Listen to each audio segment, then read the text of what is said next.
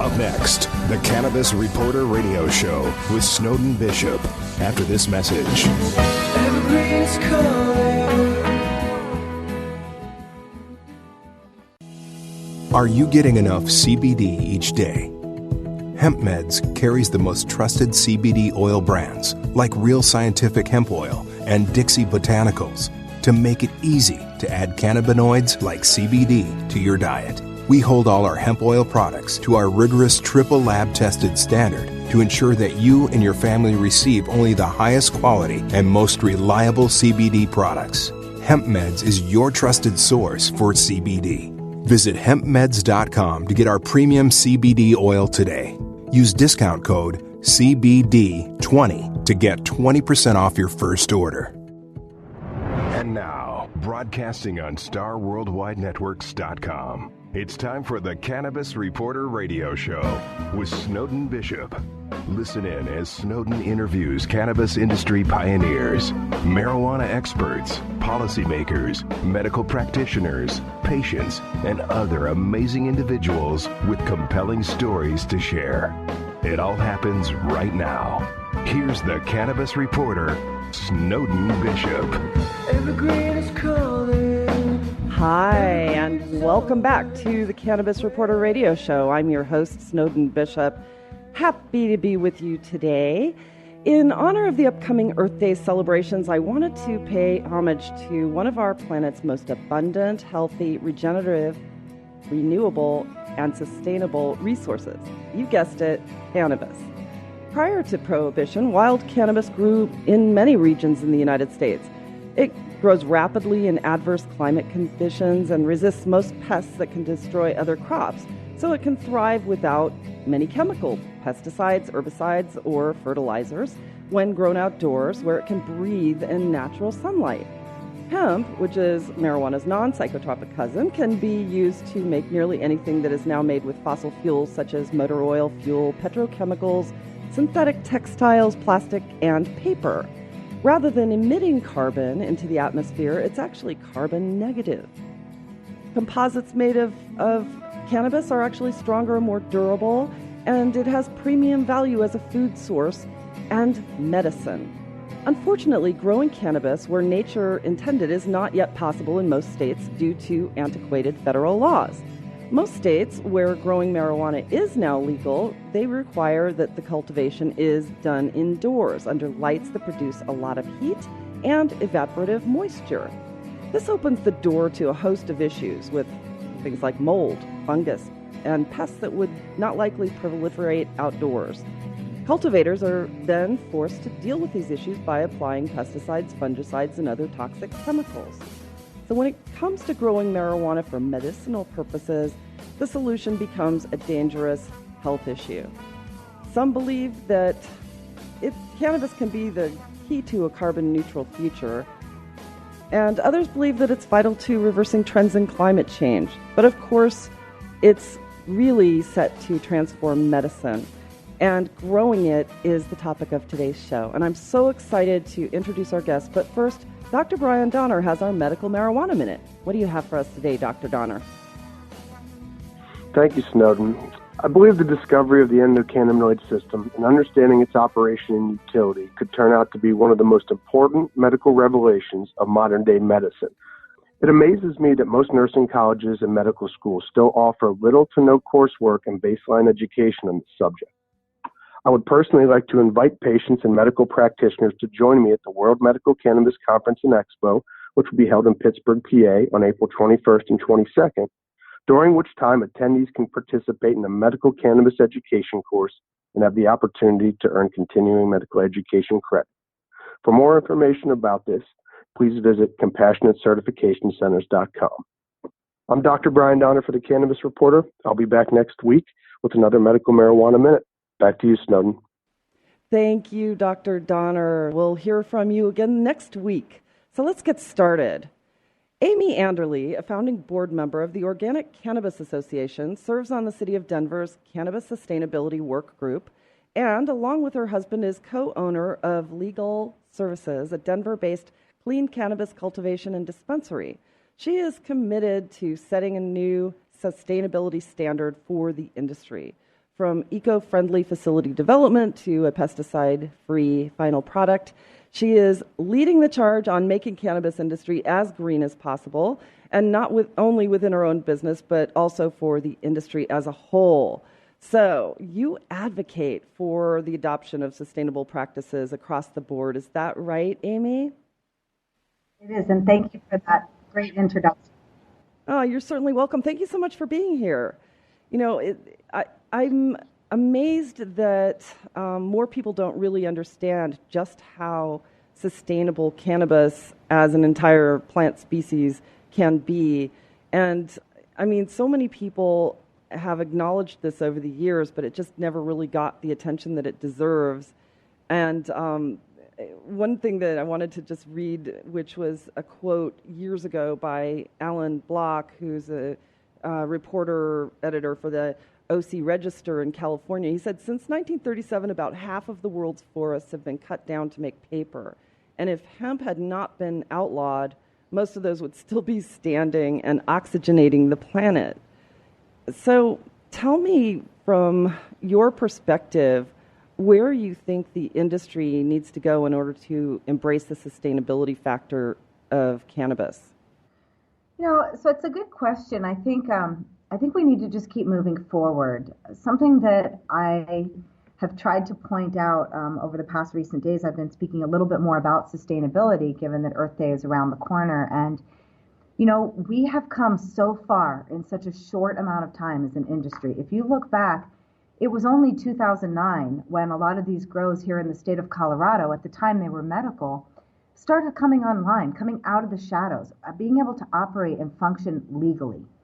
And so from 2009 until 2017, what we've been able to do in terms of utilizing innovation and really working to do as much research regarding sustainability is pretty monumental. You know, people need to remember that sustainable tactics when it comes to growing cannabis, particularly growing cannabis indoors, they ultimately save the business on our bottom line. So you're talking about energy bills that are excessive and very high.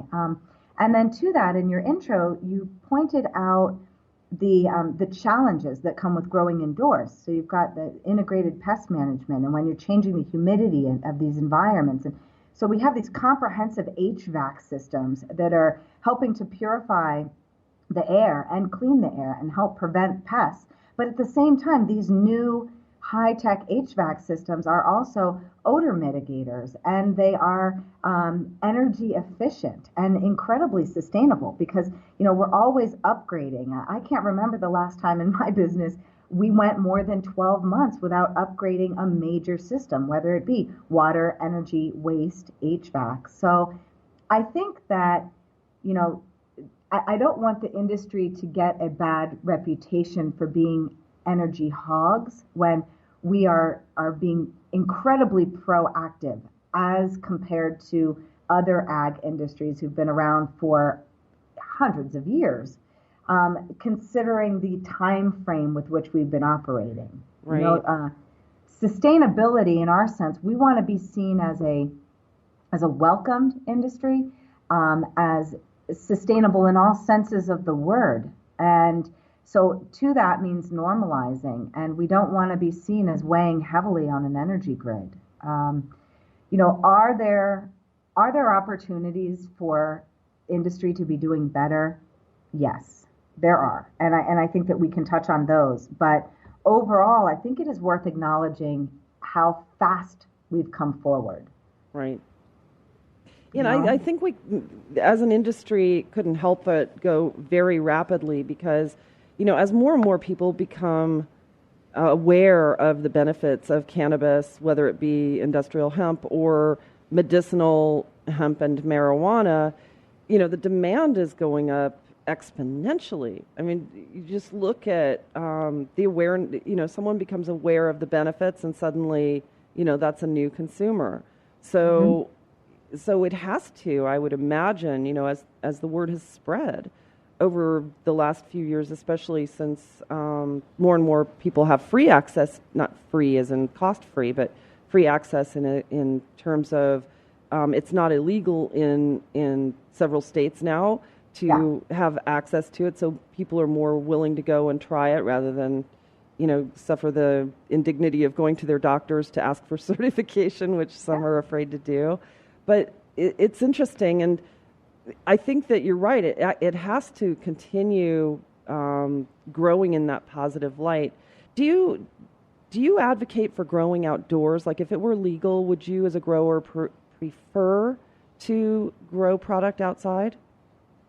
Oh gosh, Snowden, it took us so long to hone in and really get down to a science, our indoor cultivation facility, that I think it's something we would certainly vet, and we would look at the benefits or the cost benefit analysis and labor. But I don't want to say no to anything, but right now we're just feeling like we've gotten our arms and we're dialed in indoors. I know as the Cannabis Sustainability Work Group that we're working on with the city of Denver, people ask us that question as well. Well, what about this as it relates to greenhouses or outdoor cultivation?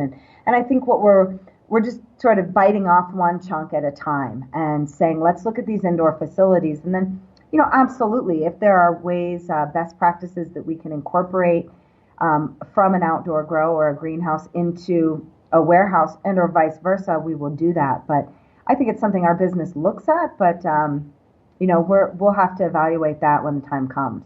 Yeah, and because so many people really have no idea what goes into actually growing medicinal marijuana, explain to me like some of the processes that you go through in setting it up or just on a daily basis to maintain your crops indoors.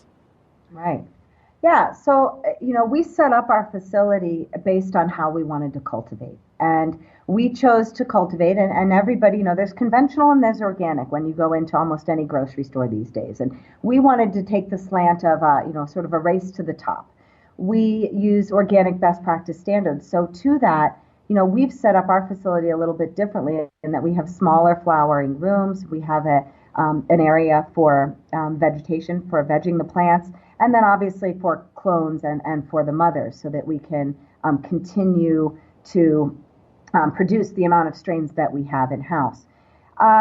We've set up our facility such that, again, I spoke with that high-tech HVAC system. Ours is a Remy Halo HVAC system. That's the same kind of air purification system they would have in a hospital as far as cleaning the air as it goes through the system, because for us, that's a huge part of integrated pest management. And when you're trying to grow with organic best practice and you're trying to deliver a clean cannabis or pesticide-free end product, you need to make sure that your integrated pest management covers as much of that as possible without relying on pesticides. So part of that is how clean is the air, because when you have humidity problems or your dehumidification fails or your ventilation fails, that really creates an environment for molds and funguses. So you have to be very proactive about that. So we've invested a lot there. We have looked at lighting. I think that there's different lighting for flowering rooms versus a veg room. We do use LED lighting when we find it to be a benefit to the plant. And so I would say about, a little under half the lights, maybe about half the lights in our facility are LED lights.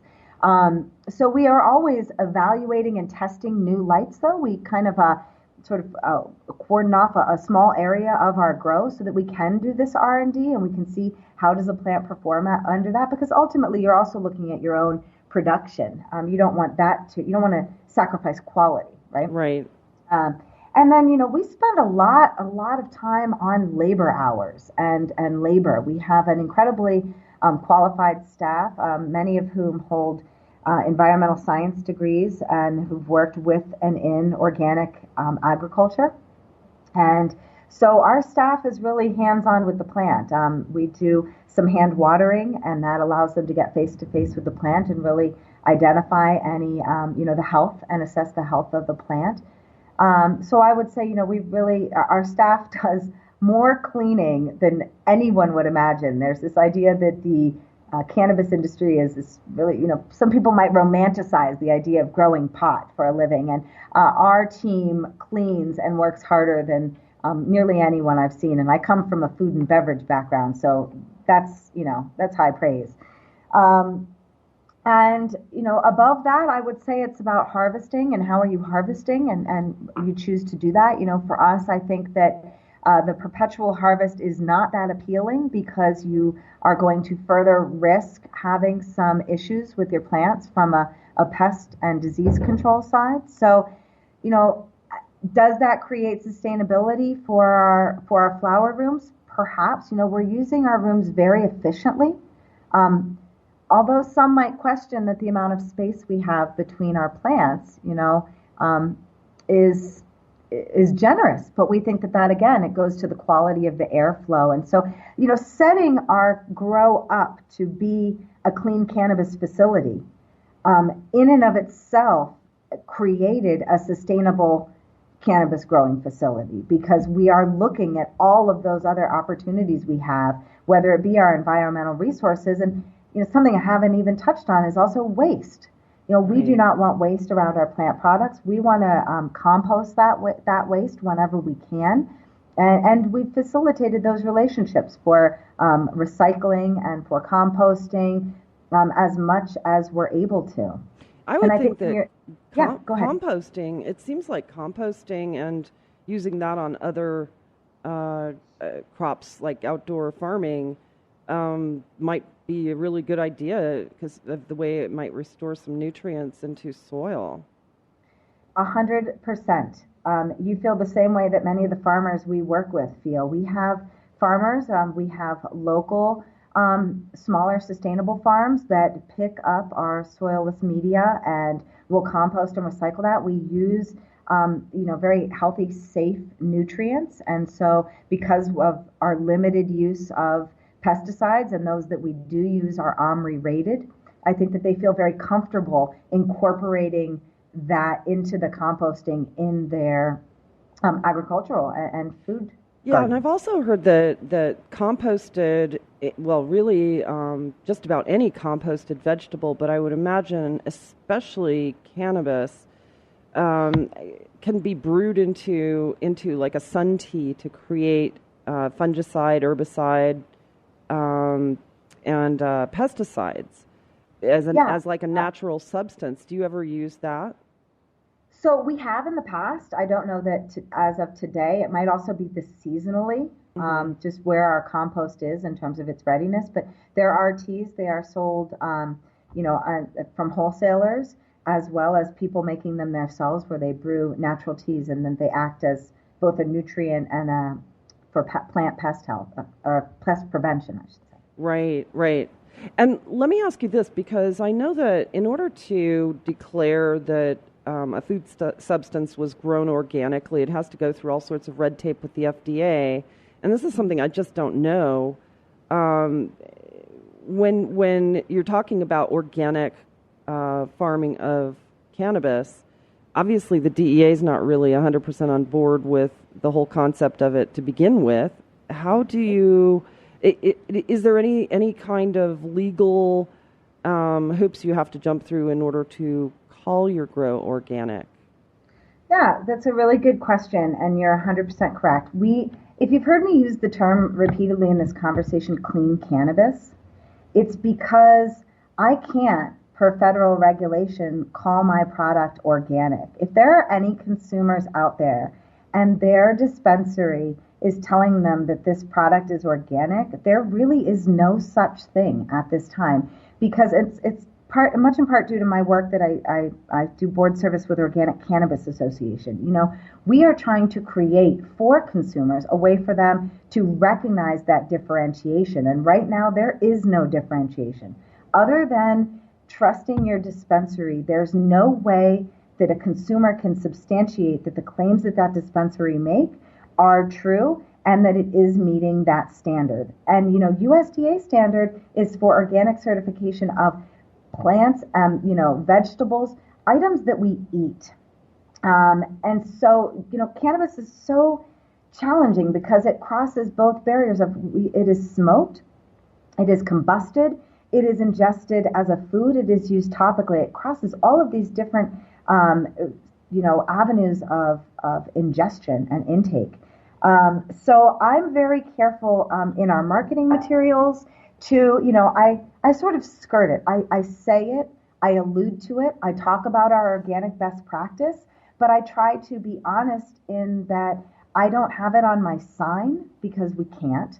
And I try not to make that claim in our dispensary. We talk about clean cannabis, and that's really delivered pesticide-free. That it speaks to how it was cultivated, the ethics under which that plant was cultivated, from ethically with how are our workers in the back, and what pesticides are we expecting them to use, and the conditions that they work in, to our sustainability and how we are responsible. And we are certifiably green per the city of Denver, but they're only certifying our retail establishment, not the product inside our dispensary. Right, and that's across the board in Colorado, isn't it? Not just Denver. No, yeah, and it's just this constant clarification that we're forced to make because there isn't an option for us to make that distinction. Right. I imagine that the FDA will ultimately catch up and start regulating cannabis cultivation the way that it does agricultural cultivation. The FDA and the USDA probably as well. I mean, do they ever get involved? No, they do not. USDA does not get involved. The EPA tries to leave that to the local Department of Ags, and they do not involve themselves. I think they're educated to some of what is going on. I think that more than just you and I, there are a lot of people out there, including people within the government, that would like more research done and to open this up. But I think that there's also the other end of that spectrum. So we have to be very positive that this industry is going to continue with its progress as it has for the past few years, and not backslide due to changes in administration. Yeah. Well, one would hope anyway. One would hope. Yeah. So, do you use hydroponic agriculture techniques? No. What would be the difference for someone? Let's say, because we hear a lot about hydroponic cannabis grows. What do you think is really the difference between that and growing in traditional soil settings? I am not an expert and would not even begin to know how to flush that question out and not be the object of ridicule to people who are experts in those fields. I think there is room for hydroponics. There is room. We use a soilless media, a peat and cocoa core mix at Legal. But I really can't speak to the different grow methods. And this is a great opportunity for me to point out that, as owners, we have always employed experts in our grow, not experts in growing cannabis in their basements, but experts in agriculture, experts in organic farming, experts in agricultural, finance and efficiency. We've always sought out directors of cultivation and cultivation leads that hold those degrees, because if there's anything we've learned, it's hire the right people and rely on people who know more about you in that field. So I would have to sort of hand that question off to somebody who worked directly with hydroponics. Yeah, well, I think that's it's awesome that you're doing that, because I know that there have been some people who have transitioned from the underground growing, if you will, into the light in legal cultivation. And, I think that there's really nothing more important, especially when you're dealing with growing medicine for people, than to employ people who have been formally educated in certain techniques and really know the distinction between good practices and not so good practices that could potentially be harmful to people. Yeah, I would agree. I think from a sustainability standpoint and from a health, standpoint, that when it is a lot easier for us to teach cannabis, the plant, to a scientist or to someone who has an agricultural degree than it is to teach science and agriculture to someone who understands a cannabis plant. I just don't think they are reciprocated as easily, but in both directions. So, yes, experts, absolutely. Yeah, no, Take a lot of time and money. Yeah, I can imagine it would. It would definitely pay off, I would think. So, explain a little bit about the strains and how easily the cannabis plant can mutate from one strain to another, because I think a lot of people don't really understand what all of these different strains, how they come to be, and there's a lot of talk about genetically modifying plants, and I think that splitting strains and mutating them into other strains that have different potency ranges of the cannabinoids that are in those plants is quite different than genetically modifying to accept Roundup, for example, pesticides and herbicides and that sort of thing. Can you explain what that process might look like for someone who might not know? We grow in-house about 35 different strains. They all have a very distinct cannabinoid profile. That means it goes further than just THC potency, right? Then they also have CBD, CBN, THCV, THC, and so those profiles look very differently, whether they're sativa and indica or a hybrid as well. On top of that, they have terpenes, and you hear a lot about the terpene profile and the full entourage effect of the terpenes and how they interact with the cannabinoids, and then how that affects the THC and your high. And each strain is going to create a different high for you. We really try to preserve the integrity of these strains. We don't want them to mutate.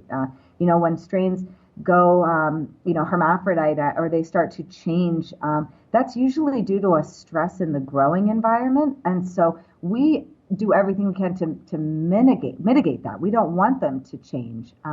And we want to preserve the integrity of that strain's genetic profile, and be able to reproduce that by cloning the mother and continuing to have that flowering cycle. But as far as bringing in new strains, we do it, and it's a challenge because you never know, if it's you're popping seeds, are they female or male? And so it happens, and we probably bring on a couple of strains per year, but we really don't try to revolve them out or change them that often.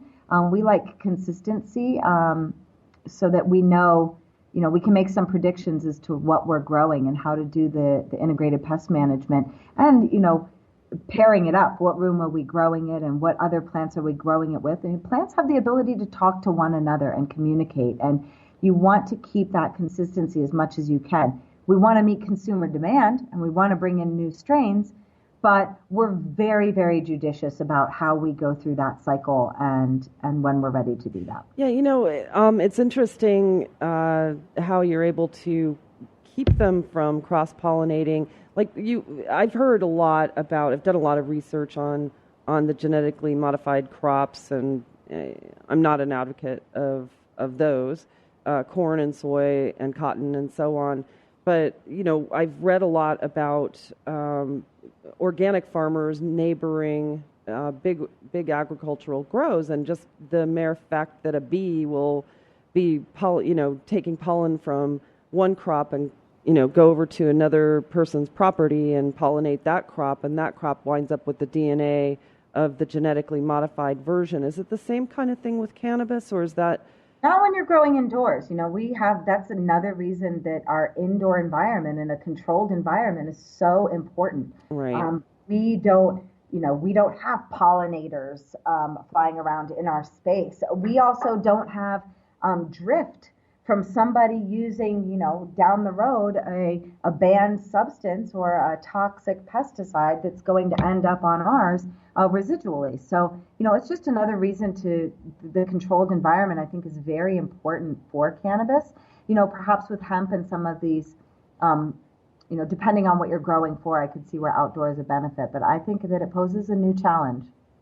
Yeah, I imagine. I mean, these are all things that I've wondered over the last few years, and So I'm really happy to be learning from you. There's just so much to it. It's mind-boggling. And this is a great chance for me to plug the Cannabis Sustainability Symposium.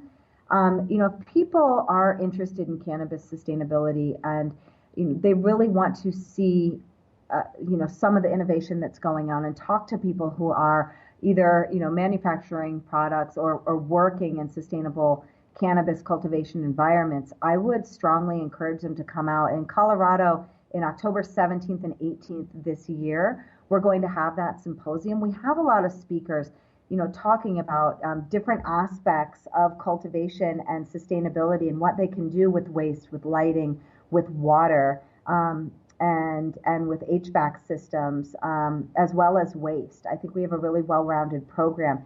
The Sustainability Work Group is also in the process of publishing, and it's due to come out in September of this year, a best practice manual. And again, this is non-regulatory. This is a resource and education materials that we're putting out so that people can learn about different techniques that they can employ. And this is specifically to indoor grows, this first iteration of it. But we want to be seen as a resource, and that other states can follow suit. I know they're doing a lot of progressive sustainability work in Oregon and in Washington, and I imagine that California is going to follow suit just from the consumer demand there. So I think that now is a good time to get involved. You asked me early in the interview about what could people be doing and how could they be doing more, and I think it's we've got to keep moving forward. It's about education. They have to educate themselves. They have to be current and relevant. And at this point,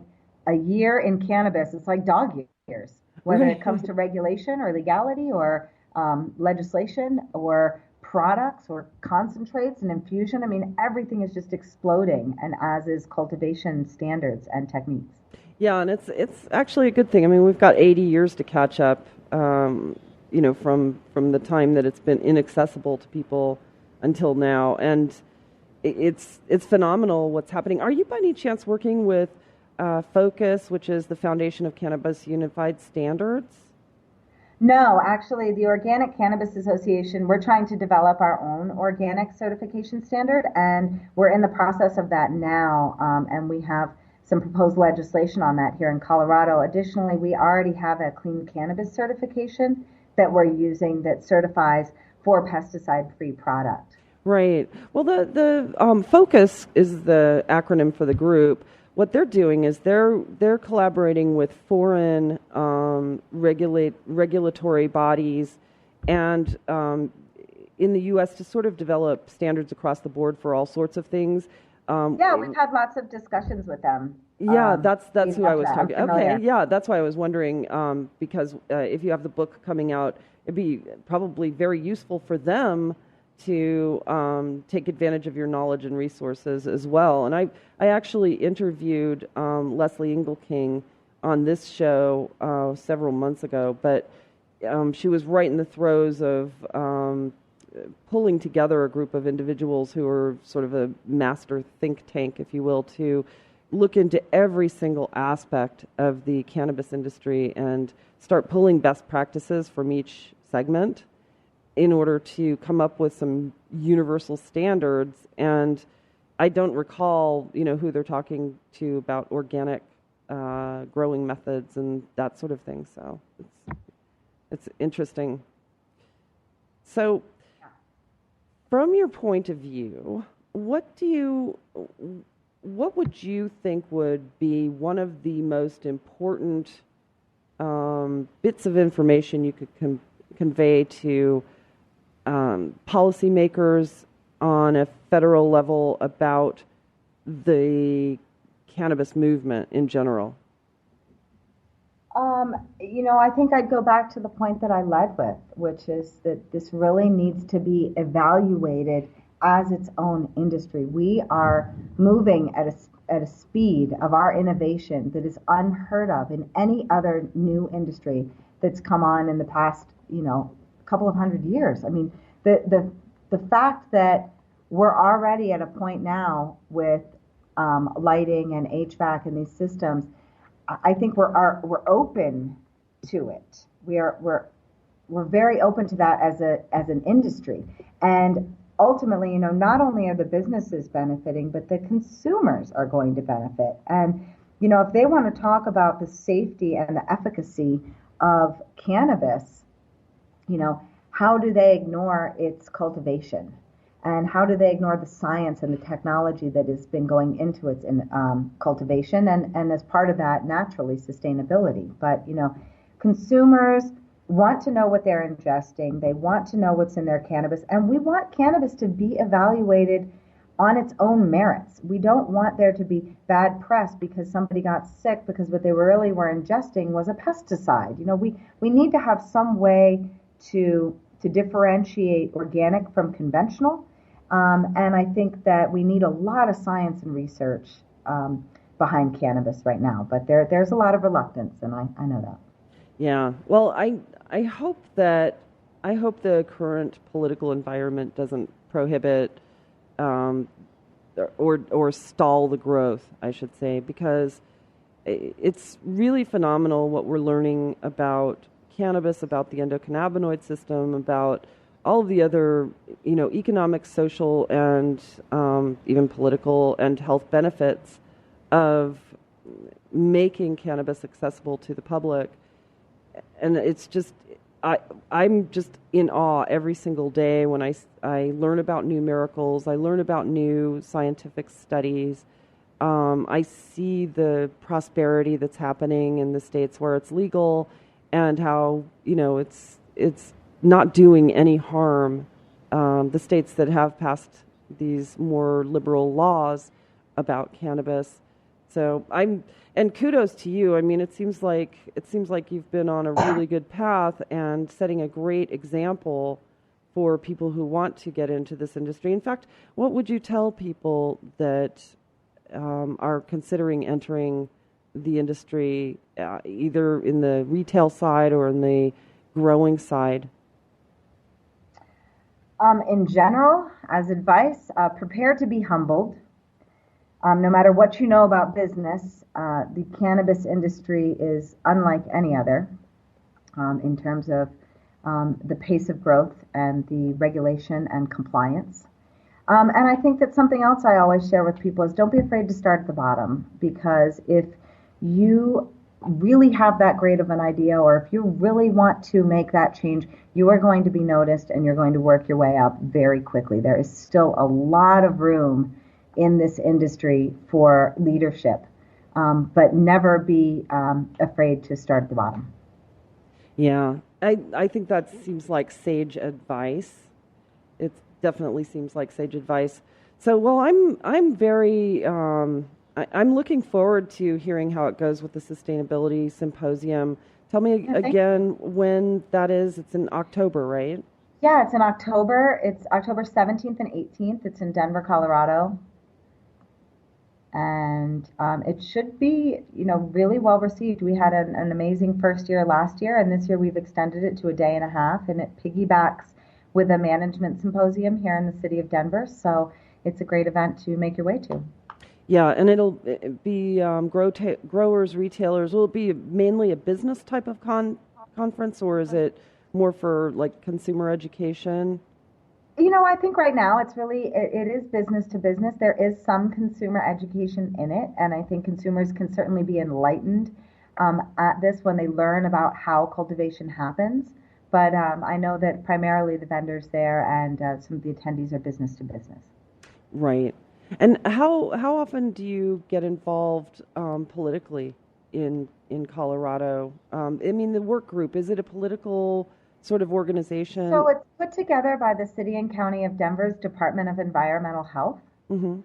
And so, yeah, I guess that you could say that. And I am very active. I participate in industry organizations. I try to keep, just my finger on the pulse of any new legislation that's coming through. I'm very in tune with what's happening with legislation and as it partakes, or as it, translates to rulemaking, how that's going to affect us and our store.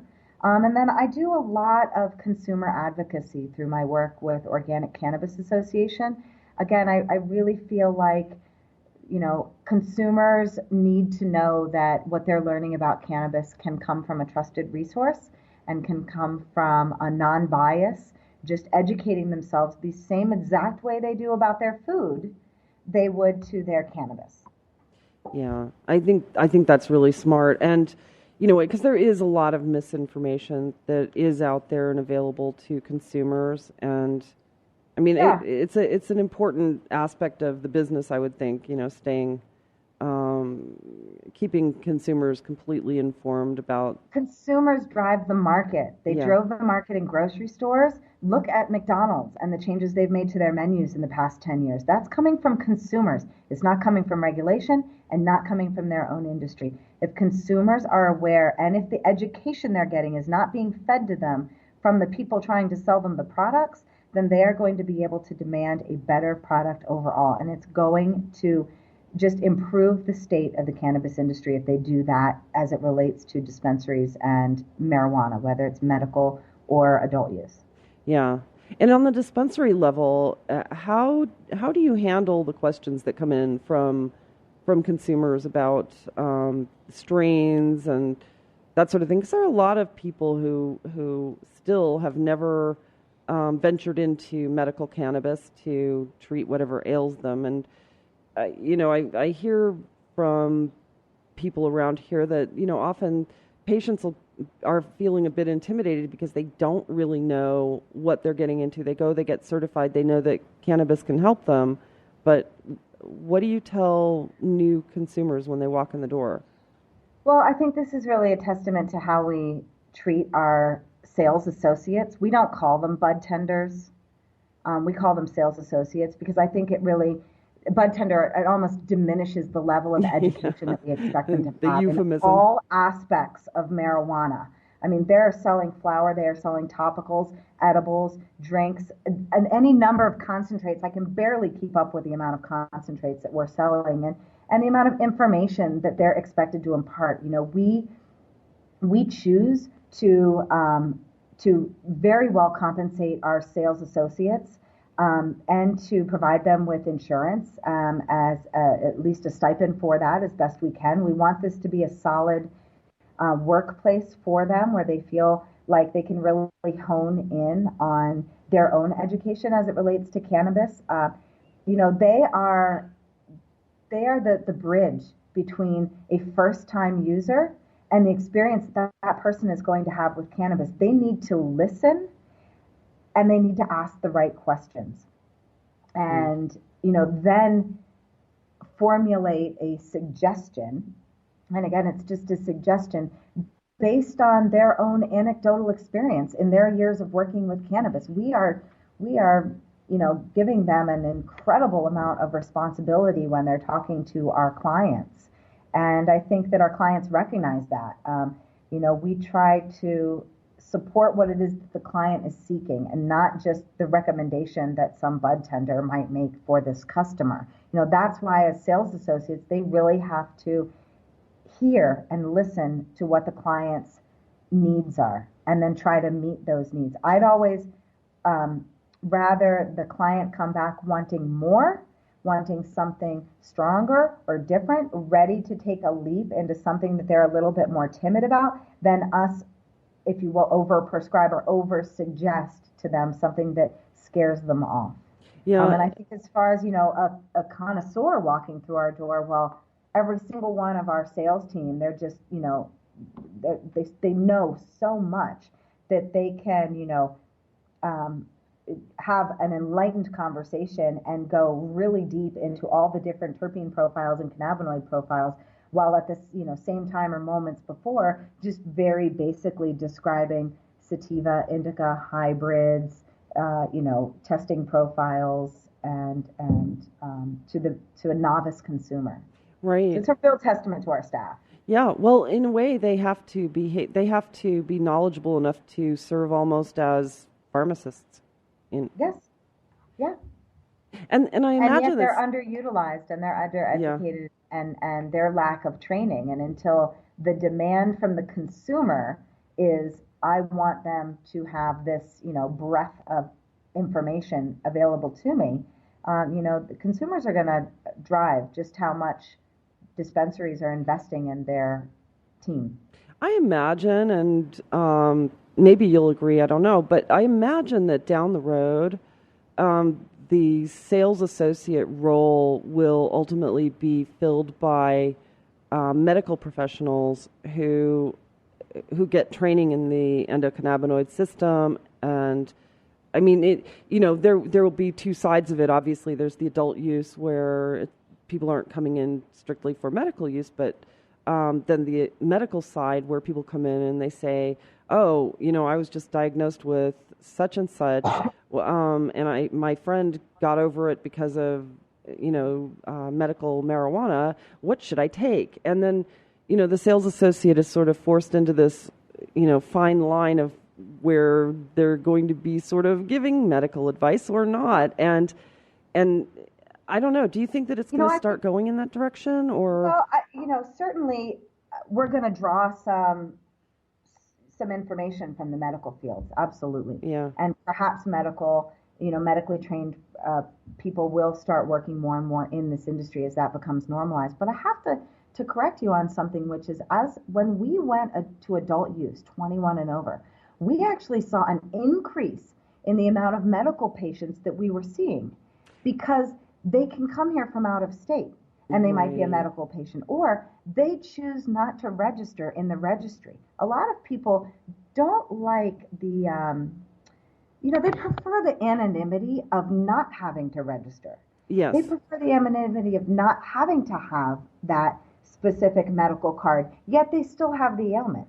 And they still have whatever it might be, the diagnosis that is driving them to a cannabis facility. We find more people are interested in the fact that we're clean cannabis. They know it's safe. They know it's pesticide-free. We make all of our own edibles and concentrates from our own trim because we only trust our trim. And I think they latch on to that. So whether or not they're coming to us from in-state or out-of-state, or if they're seeking medical feedback, we still see just a tremendous amount of medical patients. Right. So how do the sales associates differentiate from being like medical advisors in that role? Then it's. I think they treat every customer with that level of responsibility. Right. That's just how they have to do it as an umbrella. Of course, we always need to know that what we're recommending is going to alter someone's state.